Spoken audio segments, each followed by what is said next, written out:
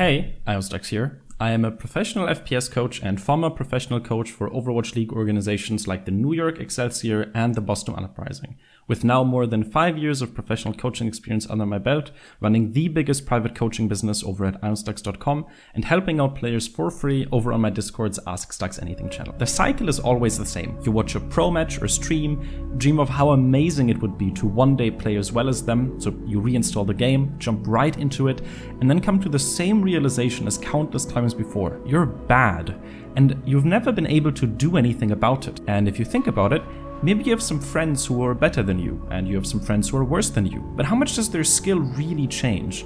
Everyone has that group of friends that's been stuck in the same rating for 4 or 5 years. But then there's that one guy that managed to climb into high elo. And after asking him what he does differently, he just says that he played a lot and got good. It's easy to blame genetics, raw talent, or external factors like ping, FPS, or Jesus for this apparent inequality. But really, the secret is far more simple. First, we need to understand how humans really learn. The Large Hadron Collider, or LHC for short, is a ginormous particle accelerator. Experimental physicists use it to crash really fast particles into each other, and then they look at the aftermath to figure out how to make your next phone last 3% longer. But what really shocked me and really brought home the lesson of how learning and discovery works was when I read how many collisions they are actually doing on a daily basis. And when you dissect it, improving at a video game really is no different from scientific discovery. You just break shit until it eventually makes sense. According to the official CERN website, the collider does 1 billion collisions a second. That's more than 30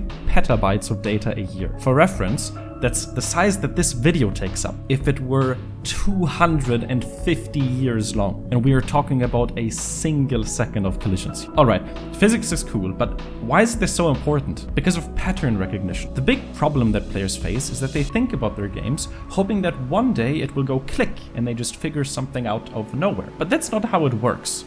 We need to understand the difference between a review and an analysis. When we analyze gameplay or have it analyzed, it's about taking a sample of gameplay and going into depth about all the possible options and variables at play. We look at a single engagement and think about what else we could have done. We look at all the data available to us, player HP, cooldowns, equipment, team comps, etc., and try to figure out what the most optimal play in that particular situation would have been, even though realistically during a game we wouldn't have been able to track all of that information in real time. The problem is that this is completely useless for improvement as a regular player, because the whole reason you're doing the analysis is to get better.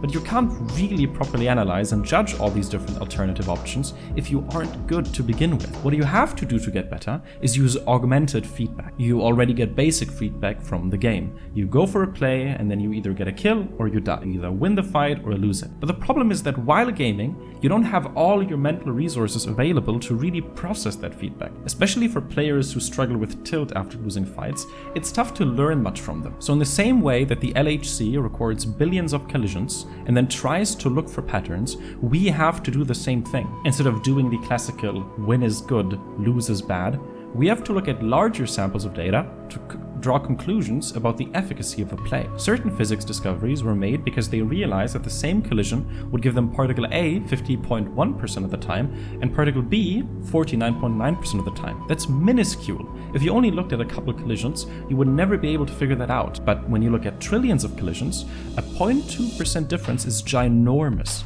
And it's the same when you analyze your gameplay. The exact same flank can work one game and then not work the next. So how are we supposed to learn from all that if we don't have a coach telling us what's right and what's wrong? We collect data. We stop analyzing our games, spending 2 hours to cover a single 20-minute game, but instead spend 1 hour to review 4 to 5 games.